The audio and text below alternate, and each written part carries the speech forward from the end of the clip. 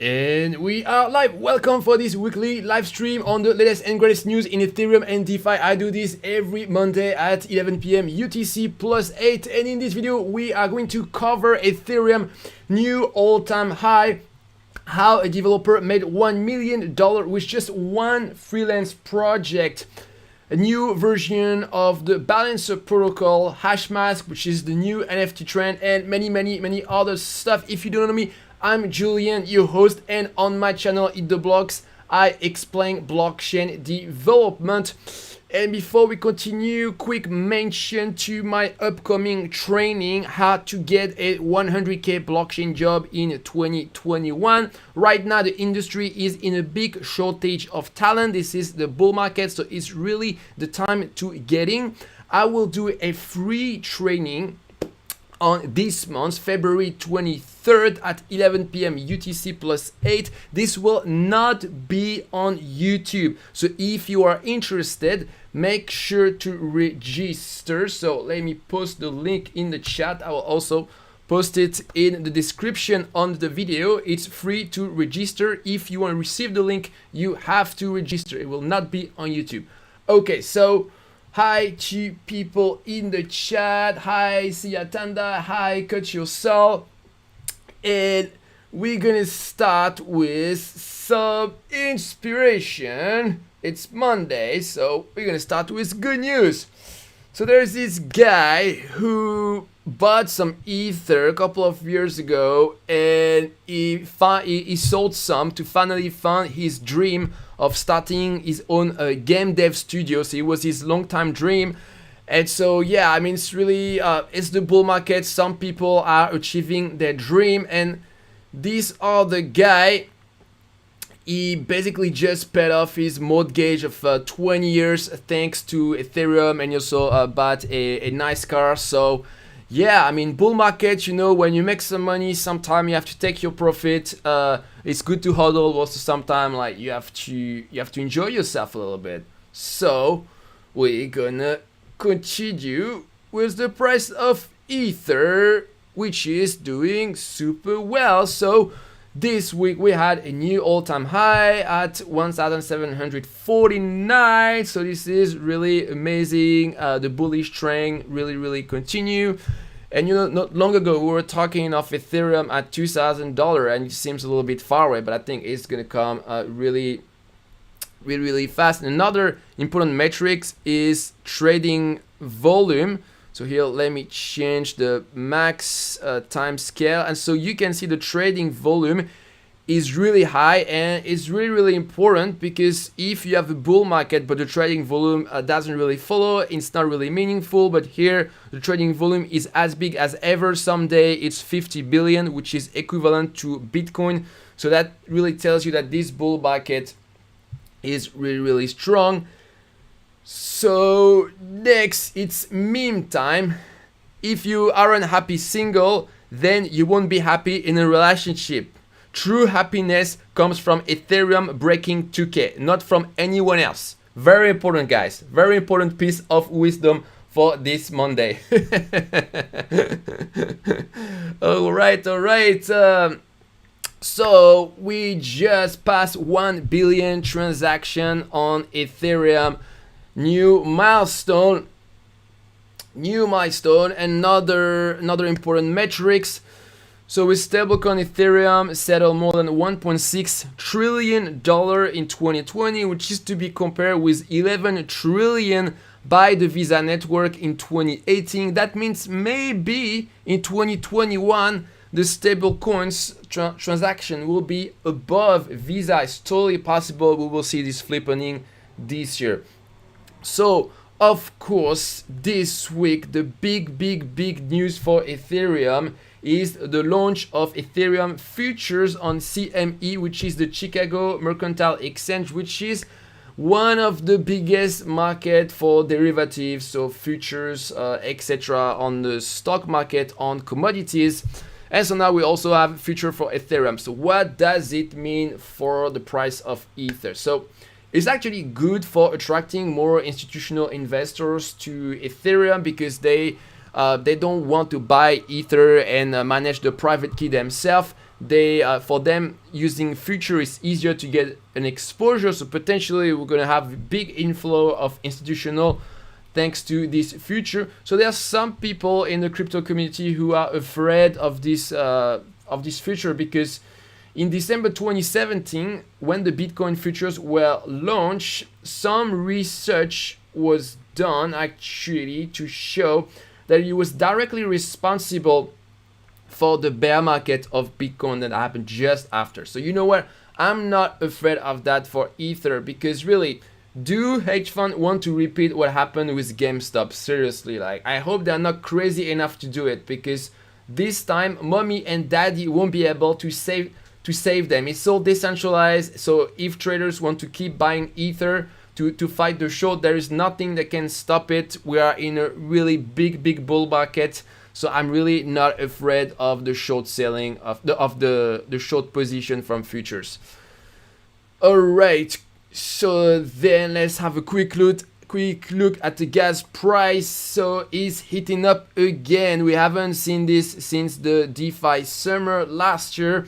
So guys, this is official. DeFi season is back. Look at this nice parabolic move in the gas price. It means DeFi season is back. So it's bad for the transaction fee, but it also means that everybody is super keen on Ether right now. Okay, so next let's have a quick look at what's happening with Ethereum 2.0. So currently we have almost $5 billion locked in Ethereum 2.0. And about the yield, we are at about 9.1%, so still giving a very decent yield. And talking of staking, so there is this report from Stake. So this is a service to stake your Ether for Ethereum 2.0, and so they reported a slashing incident. It means that they basically lost some of the Ether they staked. And why this happens? Because they were running the same validator on two different machines, so they sent twice the same signature and they were slashed. So if you are a staker, you should never run the same validator on two different computers. You will have a problem. And if you want to make sure that you can stake safely, there is actually a software that I found on GitHub that you can run to do some monitoring for Ethereum 2.0 validator. So as soon as there is a problem with your staking node, then you can receive some email. So that can give you some security. Yeah, you can get some feedback pretty quickly. Okay, so next we're gonna talk of the market in DeFi. So we have reached a new all-time high, 34.5 billion. That's really huge. And what I really like about this is it's not just due to the price of Ether, which is going up, but we can see a nice flow back into DeFi. So first there was this outflow last year, and now finally people are putting their money back into DeFi on Ether. So it's really nice. In terms of the ranking, so Aave is still number 2 compound, and Uniswap really went down in the ranking, not even below CurveSwap. And yeah, SushiSwap, I never can say it. SushiSwap. It's like a tongue twister, you know. So SushiSwap is closing the gap with Uniswap. I hope it doesn't go above Uniswap. I don't think it deserves it, really. Okay, so next, let's see the winner and the loser for the top DeFi coin. So what do we have here? 200% XVS, never heard of that project. Yuma 169, Acropolis 141%. Bondly, this is a project on Polkadot 133. 0x, wow, Back from the Dead 125. Back from the Dead, this was one of the first decks, but basically never really took off. Uniswap instead got way more popular. So 0x, Back from the Dead, Badger, I think this is a DeFi, a yield optimizer, 83%. What do we have? Maker doing really well. Aave doing well. Cake Swap, so a DEX on Binance Smart Chain. All right. Oh, we also have Polkadot here doing well. And what about the loser? Actually, not a lot of loser. You see, it's really difficult to find some loser this week. It's like almost all green. Yeah, like Hejik, the option protocol, Dodo, which is a new automated market maker, Keeper. Yeah, but overall, this week, if you were invested in DeFi token, you're almost sure of winning. Okay. So here's some stats for the DeFi market cap. So the top 100 DeFi protocols have a market cap of 55 billion. So you can compare with some big company, Goldman 100 billion, Square 100 billions, PayPal 300, JP Morgan 420. So yeah, I mean, it really looks like we're catching up. You know, before DeFi was like really ridiculous compared to these big companies, but we are catching up. And I'm pretty sure at the end of the year, this will be totally reverted. The top 100 DeFi protocol, I'm pretty sure that will be bigger than JP Morgan. Pretty sure. All right. Let's see the rates quickly. Any good rates for people like me who don't want to take risk, please, for all the chicken. So Tether 11% on compound, USDC 10% compound. Yes, pretty nice. Yes, actually this week you have the best yield on the compound. Okay, so next let's talk of the news for specific DeFi project, and we're gonna talk of Balancer, which just announced its V2. This will be released in a few months. So the main architectural change between V1 and V2 is the transition to a single vault. Let me pull up the nice chart here.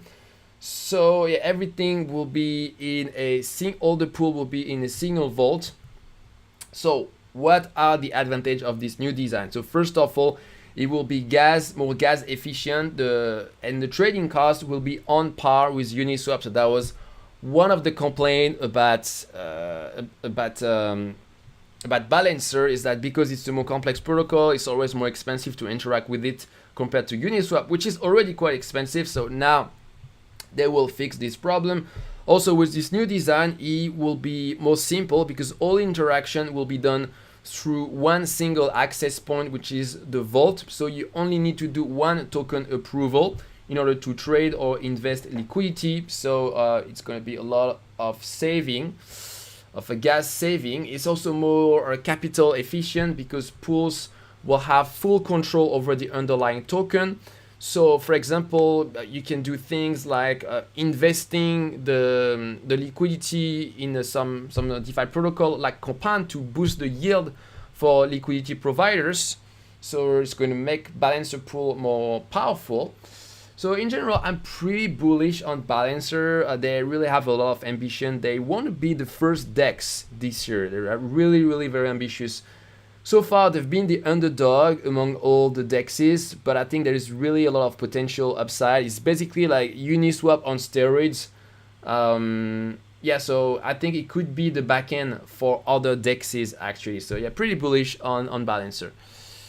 Then quick news about Uniswap. So even though the gas fees are super high, actually Uniswap is still on track for a new all-time high for the weekly active users. So this is amazing that even though we have all these crazy fees, we have still a big influx of new users. So potentially that means a lot of these new users are whales. We have more and more whales using Uniswap. Then Synthetix news. So Synthetix introduced a new feature to short some crypto. So they already introduced this feature late last year in 2020, but it was just at the contract level, and now they added this capability in the UI. So it works like for shorting a stock. So you borrow a crypto, you sell it, and you buy it back later, and you reimburse it to Synthetix. So this is all secured by a collateral mechanism. So there is no way for you to just run away with the money and not reimburse the crypto. It's not possible. All right, then Primitive Finance. So this is an option protocol, and they just launched the longest dated option in DeFi. So you can buy or sell calls and put expiring in September 2021.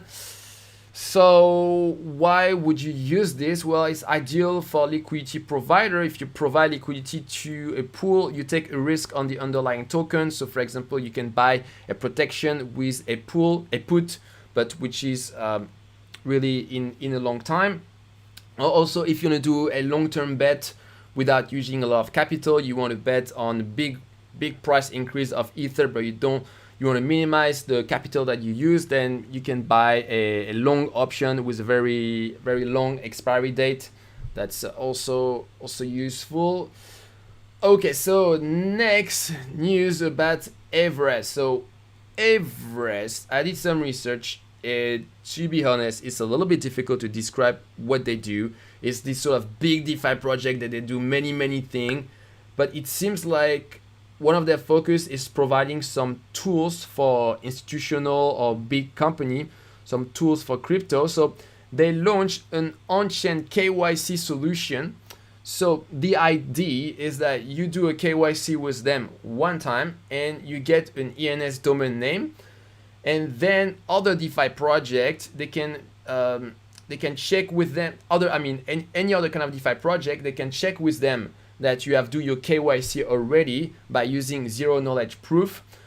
So with zero knowledge proof, you can prove that you've done the KYC, but without revealing the data of your KYC. It doesn't leak your private data. So I really love the concept, because it means you keep control over your private data. It's not going to leak to any other company, and you don't have to do the same KYC thousands of times. So I really like the idea. Then some news about Nexus Mutual, which is an insurance for DeFi project. You can buy an insurance against any hack, any bug in smart contract. And so they have reached a new all-time high in terms of active cover. So it's more than $700 million now, which are insured, which is a 10-time growth since the start of 2021. Just the start of 2021. So that means just in 1 month, they have 10x their cover. So that's really exponential growth. So the cover on many DeFi projects are maxed out, which means it's not possible to buy protection because there is no enough liquidity. So you cannot buy protection on Balancer, Compound, Curvemaker, DAO, Uniswap, etc. That means there's really a lot of demand. So currently, I didn't know that, but 2.3% of the total value locked in DeFi is insured by Nexus Mutual or other project, but still it's something. So I believe by the end of the year we'll probably be at something like 15, 20 or 30%. It's going to be a 2-digit percentage which is insured. So yeah, I really foresee a bright future for Nexus Mutual. All right, so next we are going to talk of NFT. So in January, the NFT market has seen tremendous growth. So according to DappRadar, it grew from 3 million to more than $33 million in January. So really big growth in NFT. And we're going to talk of Hashmas, which is the new crazy NFT project, which is trending like crazy. So it's a collection of more than 60,000 artwork from 70 artists. So each Hashmas is designed to be a unique avatar. So let me see. I think I do have some. Yeah. So these are Hashmas. So this is a unique avatar made up of individual components created by a group of anonymous artists. So there are different components: mask, character, eye color, skin, etc. And in just 4 days, this project raised over 10 million through a mask sale. So they basically sold the entire supply, everything they've done, they sold everything. $10 million. So beside the value of the artwork, each Hashmask NFT accumulates 10 name change token, so NCT per day. And when you accumulate enough of this NFT, about 2,000, you can change the name of your NFT. So that means it's a sort of gamify NFT system where you accumulate this NCT token. So yeah, so that's how it works. And so right now, after the token, the initial sale, they are also very strong in secondary market with $12 million traded already. It's more than all the other NFT projects. So yeah, that's a new trendy thing in NFT. Okay, so next, another NFT news. So Logan Paul, the controversial YouTuber, released his own NFT. So it's a mix of he uses Pokemon card in his NFT, and yeah, so already a lot of people bought into it, and so we're gonna see more and more celebrity who launch their NFT this year. That is for sure. Okay, so next, there was a shocking news this week. Big shocking news.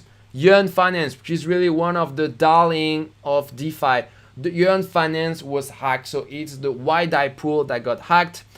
So the attacker robbed this pool of 11 million, but actually, because there was some exorbitant fee he had to pay, he only, quote unquote, only made 2.7 million, and the rest was paid in fees paid to Aave and Curve for liquidity fees and staking fees. So it's kind of controversial because actually, even though this is a hack, the liquidity provider in Aave and Curve are actually pretty happy because they made a lot of money. So yeah, it's kind of weird hack where it actually transfer value from one DeFi project to another. So this hack worked with a series of flash loans from DYDX and Aave. And so the attacker used the funds as collateral to take a loan on Compound. And so by doing this, it basically manipulated an exchange rate that was used on Yearn. And so that's how he was able to hack the system. So yes, it's basically we call this kind of hack depegging. So you manipulate an exchange rate, and so the attack could have been much worse. The security team fixed the bug in 11 minutes just by tweaking some parameters. There is in particular a parameter which limits the slippage that a single deposit can cause in the pool. So that was at 1%, but apparently it was too loose. So they made it a little bit smaller, and thanks to this, they saved 24 million. So it could have been much worse. And the price of the Wi-Fi token actually didn't tank so much, just of 11%. And following this, Tether froze 1.7 million in profit from this hack. So actually, the hacker only made 1 million. Yeah, so centralized power comes at the rescue of decentralized finance. I don't like this headline. Yeah, I mean, sometimes centralized power is good, but yeah, I still don't like Tether. Okay, and if you want to know exactly what happened, actually, there's a full report on the repo of Yearn Finance. They explain in detail what happened. Okay, so next we're gonna talk of investment. So Opin, which is one of the leader in derivatives DeFi, so they offer options to bet and either to bet or to protect yourself. So they raised $6.7 million in a funding round this week. They already raised $2 million in a seed round last year. So it's always very positive to see the same project raising money several times, because it means it's basically like a validation of the work they did before. And so they want to spend this money on additional security, which include audits. Audits are always very expensive, and bug bounties. And they will also focus on hiring for research and engineering roles. So if you're blockchain dev, you're looking for a job, send your CV. And they will also develop an automated market maker for options. So to my knowledge, this doesn't exist yet. It's significantly more difficult to do this for options, because compared to just tokens, because options are very customized financial product. But if you want to do an exchange, you need to standardize your financial product. Otherwise, it's very difficult to match buyers and sellers. So I'm really curious how they're gonna manage to do this AMM. Then news about Goldfinch. So Goldfinch is a new DeFi lending protocol focusing on loans without collateral. They just raised $1 million funding. And so what they do is lending to businesses in emerging markets. So these businesses, basically, they borrow in stable coins from a Goldfinch token pool, and then they exchange that for fiat. So on the investor side, so if you provide liquidity to Goldfinch, you can earn a very nice stable yield, very important, not variable, stable yield between 10 to 14%. But of course, it's more risky than on protocols like a Compound, where everything is collateralized, because in this case there is no collateral, so everything depends on the credit worthiness of the borrower. All right. Oh yeah, so let me, okay, I think I highlight two interesting quotes from this article. DeFi lending market grows to surpass 5 billion from less than 200 million a year ago. Yeah, so wow, that really show you the growth of the market. But okay, it continues to say, but it still underestimate the true potential of DeFi because all of this lending is over collateralized. So actually the not collateralized market is much bigger. So another quote, these loans are only, so they are talking of the over collateralized loan like on Compound. These loans are only useful for some borrowers, primarily margin traders and crypto holders who don't want to sell their positions. So what we are doing, this is the crucial step that finally opened crypto lending to the majority of the world. All right, then we're gonna talk of enterprise blockchain with IBM that is basically shutting down. Then they're almost shutting down the blockchain division.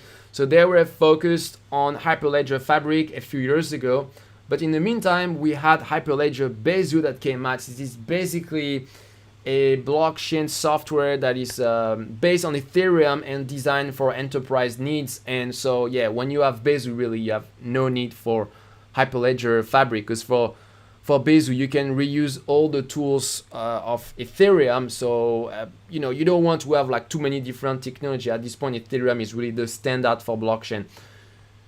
So yeah, there is really no need for Fabric. So yeah, the lesson for IBM is to not bet against Ethereum.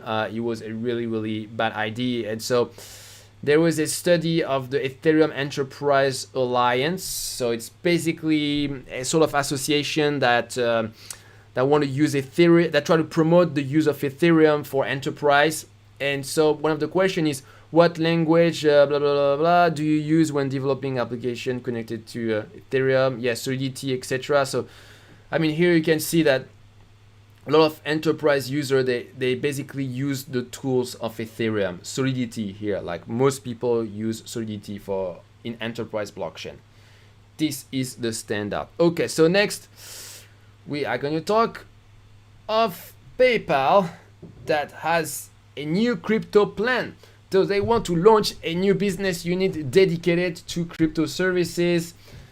So later this quarter, users will be able to fund their accounts with crypto. So they already moved into crypto earlier. So now if you have a balance on PayPal, you can buy some Bitcoin and some Ethereum. I think currently it's just in the US, but they're going to extend this to other region. But in the future, you can also fund your balance with crypto. So I highlighted this quote from the article, so some executive at PayPal. We all know the current financial system is antiquated and can envision a future where transactions are completed in seconds, not days. Okay, so when I read that, it's just ridiculous. Like, we all know the current financial system is antiquated. It's like, are you talking of yourself, PayPal?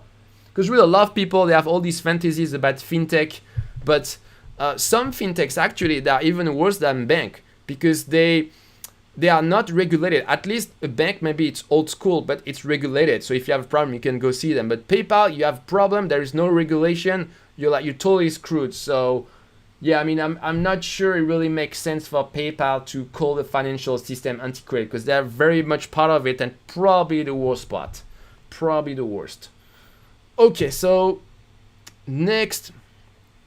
Bitfinex just announced that they have repaid the $500 million loan to Tether. So if you never follow this, basically Tether and Bitfinex are related, and there was a lot of drama around this, and there was this story of loan where Bitfinex took a loan from Tether, so Tether wasn't collateralized 100%, and so there were a lot of people who were adapting, who were in debt for Tether. They were not sure that Tether was really strong. So finally Bitfinex is closing this drama. It's good. Tether is very important in DeFi. It's basically the biggest stablecoin with $25 billion in circulation.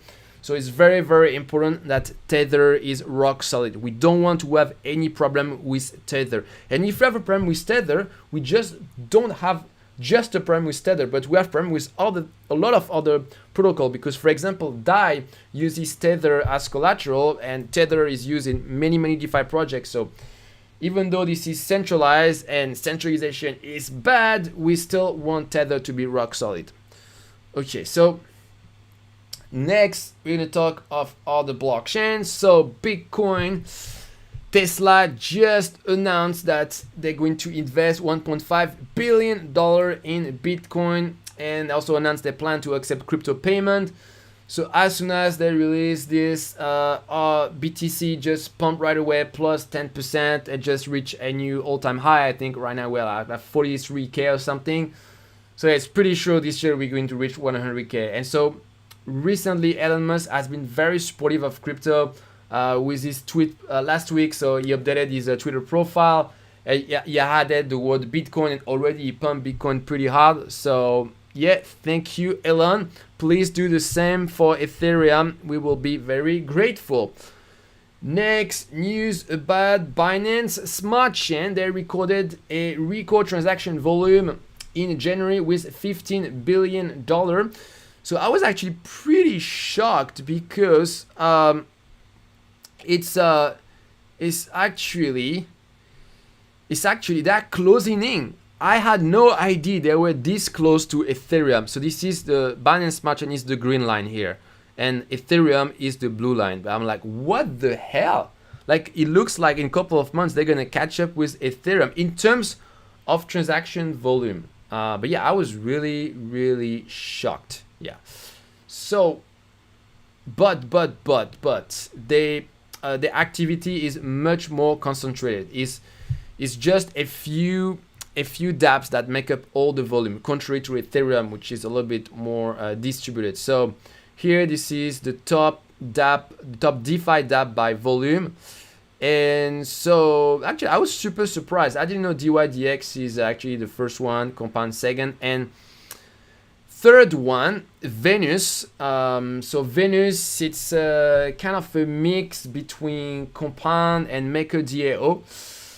And yeah, so Venus, project on Binance Smart Chain, among the most active DeFi dApp, and PancakeSwap, which is basically a DEX on Binance Smart Chain, also very high here in the ranking. Yeah, so Binance Smart Chain is doing really well, really good. Then we're gonna talk of some news for developers. So there was this developer who made $1 million because he solved a bug. So that was part of a bug bounty program provided by Armor5. Armor5 is an insurance, and so they had this giant bug bounty program paying $1 million. And so the CTO of another blockchain project found a critical bug, and yeah, so he earned $1 million. So it's pretty insane. I mean, it has to be the most well-paid gig ever in history. Just $1 million for, I think, at most it was probably a few weeks of work, but yeah, just completely insane. And then then I wanted to show you this new project of SushiSwap, Miso. So this is basically a toolkit for launching a pool on SushiSwap. So it's a set of smart contracts. So you can check out their repo, and so they basically give you some sort of boilerplate code that you can use to launch your pool on SushiSwap. So it's very useful. And then some inspiration for developer. So Paul Graham, which is who is one of the most famous investors in the Silicon Valley. So talk to a guy who had several generally good startup ideas, not hard work. Why? Because he was neither a programmer nor had a co-founder who was. So he had to hire them, and that put him at the mercy of partners who had nothing to recommend them except access to money. So guys, it's very important. If you want to launch your blockchain project, you need to learn how to code. Okay, if you think you're gonna be the guy who just manage the relationship and you're gonna hire a coder and it's gonna be awesome, no, it doesn't work that way. You need to be a developer. That's not me who say it. That's Paul Graham, who is really one of the best investor of our time. Okay, so then we're gonna move on to the Q&A. So yeah, very quickly, let me copy paste the link to my the free training. So just as a reminder, on February 23rd, so this month at 11 p.m. UTC plus 8, I will do a free training on how to get a 100k blockchain job in 2021. So if you've been on the fence, like, okay, maybe you're following my channel, but you're not sure if really being a blockchain dev is for you, really attend this training, because I will tell you exactly what you need to do to find your first blockchain job. It's totally accessible. Even so, if you are already a developer, that's good. But even if you are not a developer already, it's also possible. So make sure to register, because I will not do this training on YouTube. Okay, it will be outside of YouTube. So if you want to receive the link, register. And yes, so let me see what we have in the chat. Okay, so Cut Your Soul saying a little bit of open tabs. Yeah, I just have a few, yeah. Okay, Joey, hey, should I learn Plotus or Solidity? I think Plotus is what? Is this language on, is it on Tezos? Tezos, I believe, yeah. THX, hey Julian, did anybody else know it was the Mardi Gras season? What? I didn't get it. I guess I missed some news, man. Tell me what about Mardi Gras? Back saying go to 3K. Yes, go to 3K. Jim Miller, gas fees. Institution use futures to hedge. Yes, but also to get exposure. Alexander, hey Julian, thanks for hosting the best DeFi news. Thank you, Alexander. VB Streets, Binance Smart Chain versus Ethereum gas fee. Yeah, Binance Smart Chain, obviously this is much lower. Yeah, that's why they're getting so much traction now. Alton, hello man. Mega Montana, good morning from New York City. Good morning. Alton, greetings from the Philippines. Hi, the Philippines. It's same time zone as Taiwan, so it's very late for you. Gary Sente, yo Julian, what's up? How are you feeling about 1.5 billion Tesla backs pump? You know what? I actually, guys, I will shock you. I will really shock you, but I almost have no Bitcoin. I think I have maybe like $200 of Bitcoin, and the reason is because I think Ethereum is just so exciting. I don't feel like using my capital for Bitcoin. Yeah, I prefer to play in Ethereum now, but yeah, for sure at the end of the year, Bitcoin's gonna be at 100k. I'm sure about that. But I think on Ethereum, just Ether and DeFi coin, I think are going to pump even more. Gary Sente, I believe Mark Cuban own NFT and Ethereum also. Yes, indeed. I covered this last week. Tristan, not sure if Ether gas costs can be a major problem. Yeah, of course. So that's why you have all these projects on layer 2 scaling solution that are pumping up, that are launched right and left. And actually on this topic, so there is Matic is a famous, a big layer 2 scaling solution, and so their token I think appreciated by 100% over the last 2 weeks. So in general, I'm super bullish for all the tokens of project for L2 scaling solution, like Optimism, Matic. What else? Oh, there is this also this DEX on L2. Oh, I forgot the name. Okay, well it will come back. But yeah, there is this DEX on the L2, and I'm also super bullish on that one. Gary Sente, Julian, PayPal does not allow you to withdraw your coin from their account. Yes, I'm aware of that. Yeah, no, I really dislike PayPal. Dentas, DAO is the new GameStop. I didn't follow what's happening with DAOs. Didn't follow that. Shazan, hey Julian, how are you? Can you please talk about the graph? The graph. I've made a video about the graph a few months ago, but there isn't anything new. But well, I mean, they launched their mainnet a couple of weeks ago. But apart from that, yeah, it's the part of the infrastructure of Ethereum. It's used mainly for reading data. So yeah, it's an important project, but it's not the project that excites me the most. Yeah, it's a good project, but yeah, nothing special. Batman almost missed it today. Oh no! How comes, Batman? How comes you dare to miss my live stream?